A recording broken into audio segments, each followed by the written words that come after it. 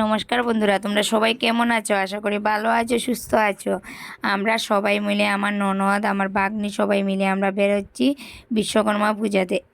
আর আমার বড়মশাই মিলে সঙ্গে নিয়েছি জল। ওই ওই দেখো, ওই জায়গা থেকে শুরু হয়েছে আমাদের পুজো দেখা স্টার্ট। এত তাড়াতাড়ি করে আমরা চলে যাচ্ছি, টাইমটা অনেকটা মানে কম আছে, সেই জন্য কালকে আবার স্কুল আছে ছেলেমেয়ের, তাড়াতাড়ি যেতে হবে করে।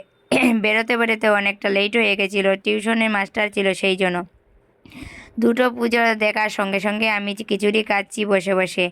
আর ওইদিকে মানে অনেকটা পুজো আছে, প্রতিটা প্যান্ডেলে কাবাবে খিচুড়ি। আর বদরপুরে একদম দুর্গা পূজার মতো বিশ্বকর্মা পূজা হয়।